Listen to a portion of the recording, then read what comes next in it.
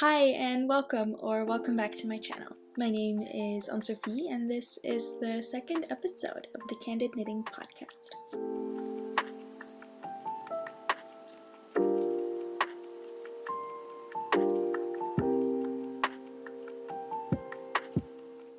So today is a very pink episode. I'm so ready for spring. I've already started planning like a spring knitting plans video. So I thought I'd wear my vest number 2 spring edition by My Favorite Things Knitwear. Now I knit this up in Knitting for Olive Merino in the color Dusty Rose, held with some scrappy drops kid silk that I had lying around in the colorway Powder. It's knit up on 4.5mm needles, which I really enjoy because it gives you this like airy, fluffy, light fabric, which I guess makes sense because it's the spring edition of a vest. Yeah, I don't know, I wear this all the time. It's nice on like a white t-shirt, on this pinkish t-shirt. Yeah. I knit the size medium, so I wanted it to have a bit more of a like cropped boxy fit, so that's what I went with. I went and knit one size up because usually I knit a small in My Favorite Things knitwear patterns. So yeah, I don't know, I love this guy. I think it's really cute. It's the first slip over I ever knit, but it most certainly will not be the last. So today I'm going to keep to a traditional knitting podcast formula. I'll start by talking about my finished objects. I have 2 small finished objects for you today, and I have actually hardly any new whips, but I made a lot of progress on them, which is nice.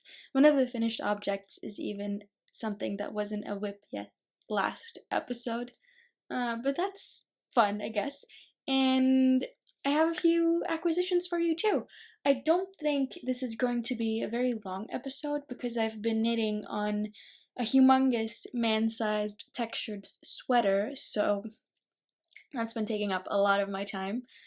And yeah. Oh, I picked up one of the whips from my unfinished projects pile, so that's good. Let's just get right into it, I guess. So one of the whips I had on my needles a month ago for my last episode was this OSLO hat that I knit up in leftover filcolana pernilla in the color lavender gray with apmezga pegasus hand-dyed mohair in color 44, I think. I had knit this and in the women's size, so the 3rd size, and finished almost the entire OSLO hat. So I think I'd knit it all the way up to here, like halfway through the decreases rather. And I ran out of yarn, so I fully lost yarn chicken. I had about a ball and a fourth of a ball of the filcolana pernilla left, and that turned out not to be enough. So I had to frog this and cast it on again in a smaller size. I'm actually pretty happy I did because, of course, your girl didn't make a gauge swatch, and I didn't realize how off gauge I was for this project. So the junior / women size now, it's quite big and it fits me perfectly. The OSLO hat, if you don't know, is a petiteknit pattern, and it's a folded double brim stockinette hat. And what you do is you knit about 20 centimeters in stockinette, you knit it together, and then you do a German short roll so that you can beautifully fold this over, and it looks quite seamless, and then you just have 4 places where you decrease on the crown in the end. It's a pretty neat pattern. It's pretty simple. It's up quite quickly and it's quite enjoyable.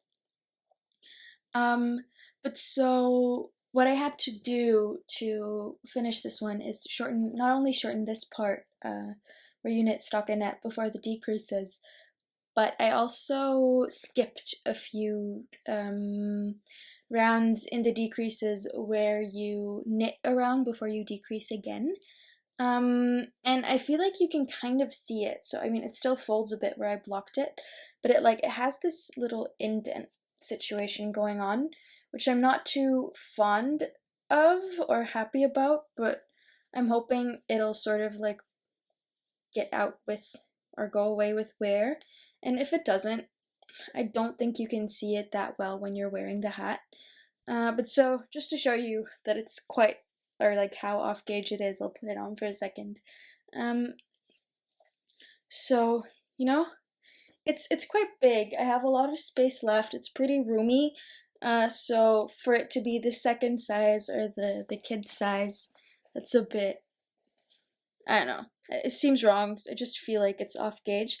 This weird thing happened when I blocked it where this started like folding forward a tiny bit, and I hope that's gonna go away with wear. Thing is, like, with the temperatures here in Belgium during winter, you don't really have a lot of opportunities to wear a hat, or at least I don't, because I run quite hot. But I'll have to see what that gives. It's very cozy. It's incredibly soft. It was my first time using a hand-dyed mohair, which I'm sure I'll do that again. Like, look at how beautiful this is. I hope it's focusing, but like, ugh, just wow. Yeah. Don't really have much more to say about this other than I'm quite pleased. I wish I had more yarn, so I could have, yeah, not have this happen.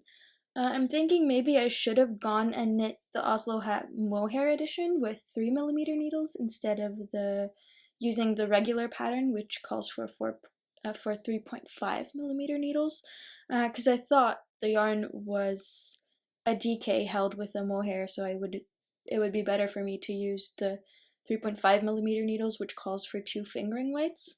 I thought that would have been more accurate than using the 3mm needles, which calls for a fingering weight plus a mohair. But yeah, I guess not, because it is a tiny bit floppy. So if you can see, I saw Amanda from the Knits by Mandy podcast knit an OSLO hat as well last month, and she frogged it because it was too floppy. I don't think that's necessarily the case for this one, but I am scared it's going to grow a bit more floppy with wear. Yeah, I know, that's my OSLO hat. I'll put it on again, just because it's so cute. It's sweet, I like it. Yay! Alright, next thing I finished was basically an entirely new cast on. So right after I finished the OSLO hat, I was going to a knitting night with my knitting club, and I needed something easy to knit on, like a stockinette thingy. So I cast on Beret No.3 by My Favorite Things Knitwear.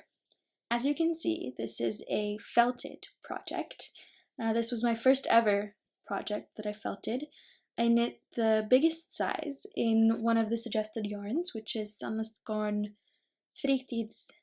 I don't know how you pronounce it in Norwegian. And I don't know, I think it's pretty, but the felted fabric really doesn't look too much like the yarn anymore. It's really nice to see how the little black flecks that you have in the yarn, or at least like grayish little fibers that stick out, how they blend in beautifully and create like a little bit of a more dark gray fabric. I don't know, I feel like the heathering is smoothened out very beautifully. As you may be able to see, it felted so much that you can't really see the stitch definition anymore, which I'm not too happy about. I think it felted too much.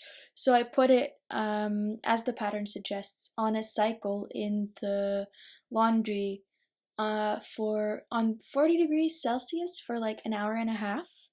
And it came out like tiny. So then I had to, like, to get it over a plate to block it, because you block this over a plate. Like, if you see the shape, you just put it, yeah, in a plate. It's funny. And so I really had to like stretch it to the gods to make it fit over the plate. And yeah, I don't know.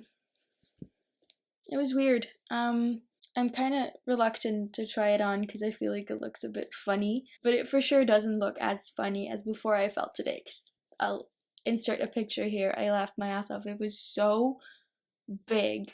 It looked hilarious. The fun thing about this pattern too is, oh well, fun. I mean, I was a bit worried when knitting this up because you cast on these stitches and then you increase and then you decrease and then you knit a little I-cord nubbin.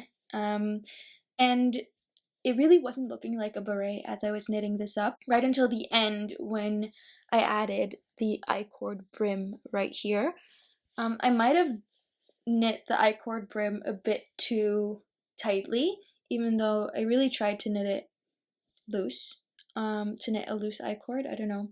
Yeah, you know what, I'll just try it on and show you, and then you can tell me if you think it's too small or not. I knitted the largest size to account for possible excessive shrinkage when felting, but yeah, I don't know.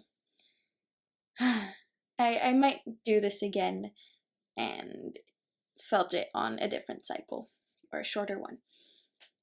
But so, see, you see, I really need to squish it over my head. It's like terribly, like, ugh, it's not comfortable. But I think it's pretty cute. I think it doesn't fold though when I wear it. So it really is like a tad too small. If I wear it too long, I feel like I'll have like red marks on my ears from them being squished so much, and like a red mark here or something. Yeah. I feel like a mushroom, and not in a good way. And I know some people might think like, oh, I don't like berets, and that's just like usually how berets look, but I wear berets all the time, and they're all just a little bit more floppy, and this fabric is really, really thick, so I feel part of the issue might be the fact that it's so thick. I think this looks cute. This is quite fine, but I don't know. If any of you guys have experience knitting this guy and have tips for felting, or could give me some more information to take into account in the future, or let me know which cycle would have been more ideal, feel free to let me know in the comments. I'd love your feedback, because I really do love wearing berets. And actually that's that for my finished objects of this month, mainly because I'm knitting a storm sweater man for my cousin who is about like 1.90 meters tall, and so this guy is gonna be 120 centimeters in circumference and has to be 90 centimeters long, which is more than half my length. So this is a labor of love, you guys. But I managed to do the neck edge and to knit 2 sleeves already. It's so long. Like, come on, how long can a sleeve be? This is insane. This took so long, but I knit 2. Finished this sleeve yesterday. And yeah, this is how far I've gotten on the body. It's looking really pretty. The storm sweater is a pattern by petiteknit. It's a textured pattern and has these textured segments that are all different. It's very cool because they're all just knit up out of knits and purls. So I would suggest that if you're looking into knitting your first textured pattern with like charts to follow, the storm sweater, I think that's an ideal beginner pattern to learn how to read charts, because the only thing you're gonna need to figure out is like the knits, the purls, and then increases or decreases, which is quite easy, and it's nice to get like the hang of things when reading charts, because my first chart was the Ingrid sweater and that was a bit more complicated than this. Yeah, I chose to knit it up in Drops Lima because it's well, that's a bit more of a budget-friendly yarn. I bought 18 balls because it's such a large sweater, so you think using a bit more of an ethically produced yarn would have not fit in our gifting budget, because this is actually my Christmas gift to my cousin. He got a swatch under the Christmas tree and now he's waiting patiently for me to finish this. I was scared it wasn't gonna fit though, but so I had him fit it last weekend, and the arm was like perfect in length, even though my aunt always jokes that she birthed 2 children with monkey arms and legs. Comically long arms and legs, but yeah. I know, this looks comically long, but I was still scared it was going to be too short, but it fits perfectly now. So I think with like blocking and it stretching more, it's still going to be fine. The color he picked is the moss green or khaki colorway. The name differs according to different websites or places where you look at Drops Lima. And Drops Lima is a 40% alpaca, 60% wool yarn. If I'm wrong, I'll correct myself somewhere around my face here. It's very soft. It has a lot of fibers sticking out, but the texture comes out perfectly. So I think knitting the storm sweater in this yarn is like absolutely brilliant because the texture comes out beautifully and very evenly. But still you have like the softness and the coziness that you would want for someone who isn't used to a more rustic knit or a hand knit item. Especially because, I mean, the pattern suggested yarn is petiteknit by Sandnesgarn, which is 100% virgin, I think, Norwegian wool. It's very rustic, it's quite itchy or scratchy for many people, and yeah, I don't think I would recommend for someone to wear a rustic wool if they're not really a knitter or not used to these kinds of fabrics. So yeah, storm sweater. I don't know. I hope to have this finished by the next time I talk to you guys about my whips. I was gonna try and finish it by tomorrow, which is when I'm going to see Noakahan with my cousin, but yeah, it's not gonna happen. I have like 45 centimeters more to go on the body. Oh well, I don't know. It's a labor of love and it's pretty, so I like it. I am stuck on my other whip though, so I don't know if you watched my last episode, but I was about this far, so I have a stitch marker here, into my Berlin scarf. It's looking like a scarf already, like I can put it around my neck. And thing is, I didn't have enough balls at first. Oh, I lost some stitches again. I didn't have enough balls of yarn at first, so I had 4. The pattern is by Susanne Müller, who also goes by paulastrickt. And it originally calls for 6 balls of sandnesgarn brushed alpaca, and that yarn has exactly the same gauge as the one I used, which is katia komorebi. It's not as much brushed and more something in between like a brushed yarn and a boucle. It's really soft, it's cute. It's the colorway 70, just the white one. And so I had 4. I clearly didn't have enough, so I bought 2 more because I thought that was gonna be fine. It wasn't, because I knit up all 6 of them and I still haven't reached the length that I need to get to before I start knitting the tassels. So how this is constructed is you start with a provisional cast on, then you knit it to a certain length, and then you add tassels on both sides. So what I think I'm gonna do when I get the new ball is start with the tassels on this side to see how much yarn I need, and then finish the length here. I think I need about like 10 or 20 more centimeters to get there. So it's gonna be yarn chickeny either way, because I ordered 1 more ball because their store where I ordered it only had 1 left.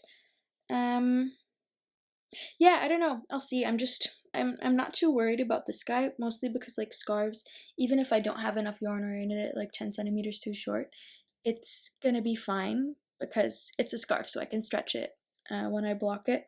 It's gonna stretch either way with wear. Like, look how stretchy this guy is. It's gonna be so heavy. I underestimated how much yarn it would take because I didn't realize how much fabric you actually get when you knit a tube like this.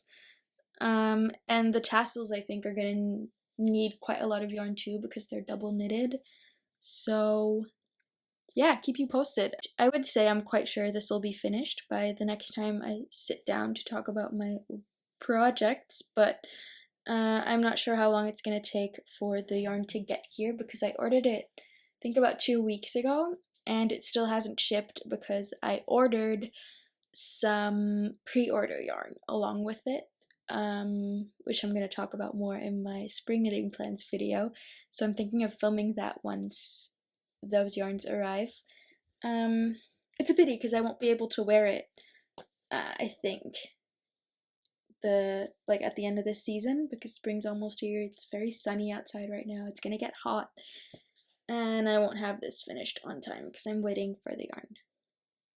Too bad, but it's so pretty. It's gonna be so nice to wear it next year, all winter, because I'll have it finished and then be able to wear it immediately next winter. So it's fine. It's fine. We're fine. Now, I picked up another whip from my languishing whip pile, and those are the Sunday socks I'm knitting for my grandfather. I think these have popped up in almost every video up until now, but so I finished the first sock and I started the second one. The Sunday socks are also a petiteknit pattern. This is my grandpa's, I think, 5th or 6th pair. And he really likes the ones I've knit up for him in scheepjes super noorsewol extra. Takes 3 balls of that yarn, and it's a 60% Norwegian wool and 40% polyamide mix, which is it's very rustic but also extremely durable. My grandmother puts these socks, he's had the other pairs for like, the longest he's had a pair is like a year and a half, and like they haven't pilled, they haven't shrunk, they just look as amazing as when I just finished them. So I'm knitting him another pair because he loves them so much. And I knit one pair in filcolana Peruvian and they shrank, so he needs a new one. So this one didn't really have a strict deadline, and after I knit all of the socks that I did for Christmas, I got sick of socks. I had true sock aversion, but I feel so guilty towards my grandpa. Like, I really just want to finish his little socks. So after I cast off these 2 accessories earlier this month, I just thought, you know what, let's pick this back up as my little accessory knit and finish them as soon as possible. I'll be going into the office quite a few times next week because we're moving. So my university building caught fire a year and a half ago, and yeah, I haven't been to my office since then.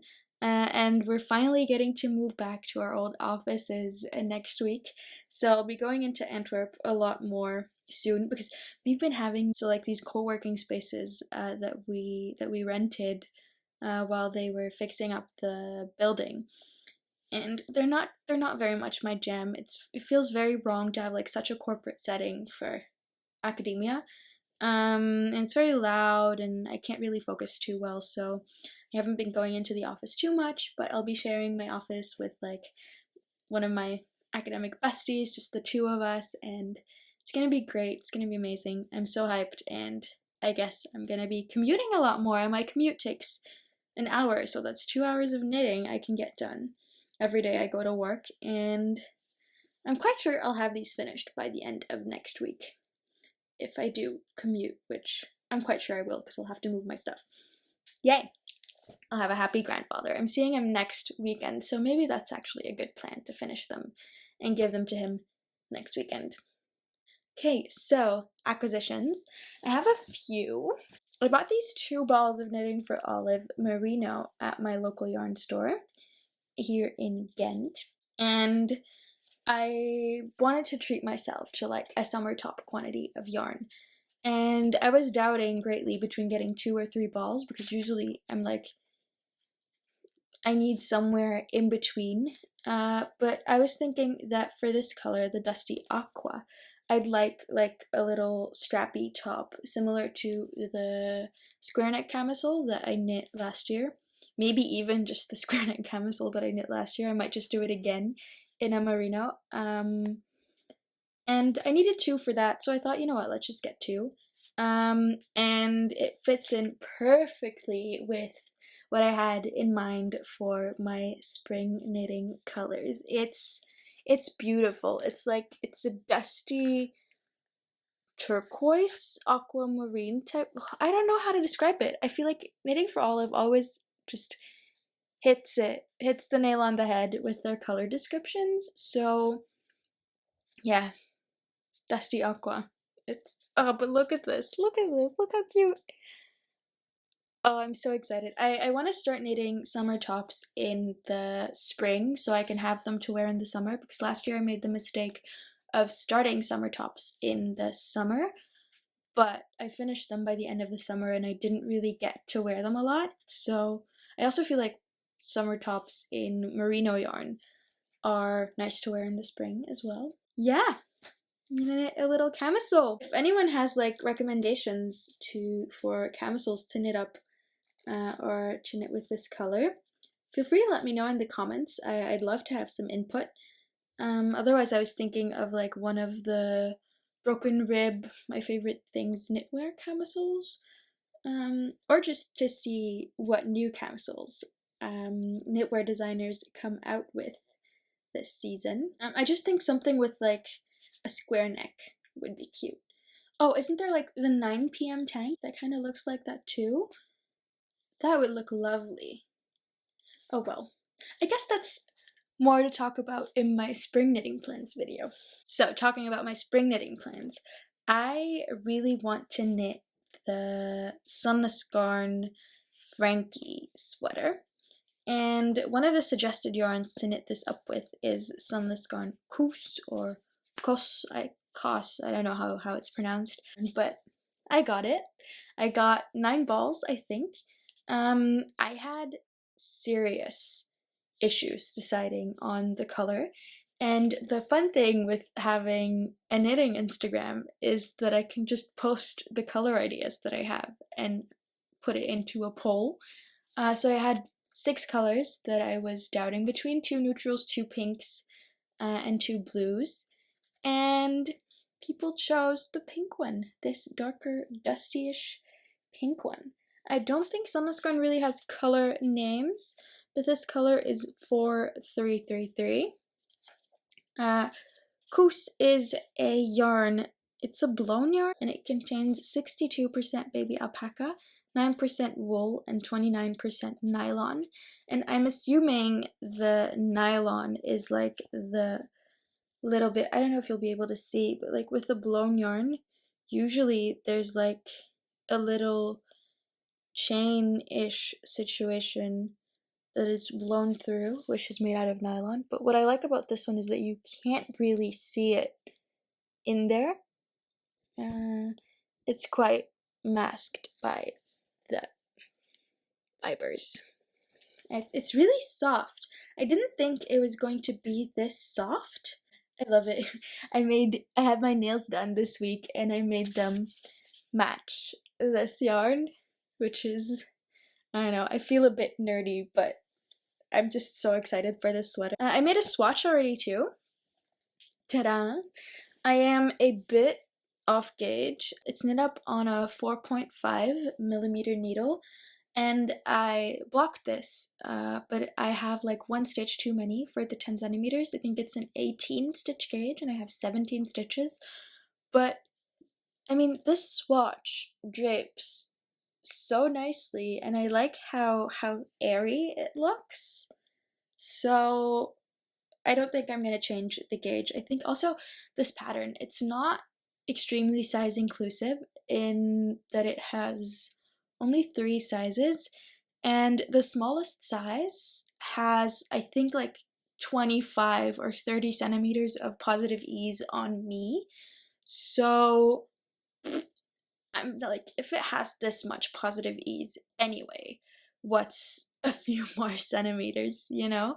So yeah, I'm gonna knit this up. I think it's gonna be pretty. Yeah, I'm going through a pink phase. I'm not mad about it. I don't think I haven't knit anything in pink except for this slip over, which isn't very pink, you know? It's not as out there, and I'm not very out there with my color choices, you know, but for me, this is quite bold. This is nice. It's cute. I love it. So excited. I mean, oh, look at these guys. They're like slightly heathered too. It's so pretty. I bought one more thing, which isn't yarn, but so I've had this petiteknit needle case thingy for a while, which holds my knitting needles that are attached, so like non-interchangeable circular needles. It's pretty neat. And I love the quality of, so like the petiteknit pouches, they're quite expensive, but I feel like they're worth it because the quality on these guys is just unmatched. It's really nice. It's so pretty. It's like the aesthetic is just perfect. The way this ties up, it's amazing. And I had the need for like a little pouch for my notions. So I got that too because my friend ordered a few things from the petiteknit website and she asked me if I wanted anything, and I was like, well, if you're ordering anyway, we can split the delivery cost and I'll get this guy. So I did. This is the Knitter's Toolkit, I think. I'll add the links for these down below. I think they're both still available. It's not like, I don't feel like this is as much of a limited edition as her other project bags are. Because I don't think these are like fully sold out yet, all of them. Maybe they're just not as popular because they're blank or neutral colors, but I love a good neutral color. I feel like this thing is gonna last me a lifetime. But so you fold it open. It's smaller than the other one, and it has just this one flap. This has a little zipper with little stitches here in the middle, so I can put my thread. I can put my cable in here when I'm traveling, and then I have my little crochet needle that I need sometimes here. I have the few needles that I need, like for my storm sweater, I have the 3.5mm needle for when I'm going to be doing the ribbing, and then some other needles that I haven't put back in my needle case. I haven't disassembled yet, and I tend to be lazy and not disassemble my needles immediately, but I lose them on my couch, which is also a bit gray. So it's nice to have like a place to put them in, and also like if I travel, I can bring only the needles that I need and put them in here or in here. And yeah, it's nice. I have my little measuring tape. I have my cable needles, my scissors. I love my stork scissors. Stork scissors. Yeah, just everything I need is in here. My tapestry needles. I need to buy more. I keep losing them. But in this situation, I'm not going to lose them as often. I mostly bought this because I'm going to be traveling to the US for 2 weeks and a half because my partner, he's also doing a PhD on language and blues music, and he's going to be doing a research stay in New York City for 4 months.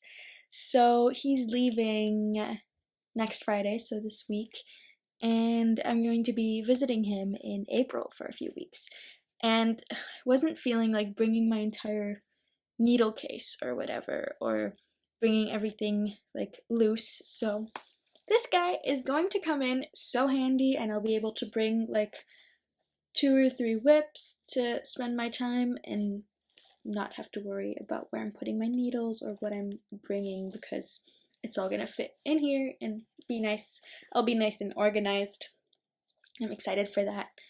Yeah, I think that's everything for today, or for this month. It's been a slow month with my big whips, but I'm excited to see them nearing the end, especially the Berlin scarf. It's just a bit of a bummer that I'm gonna have to wait.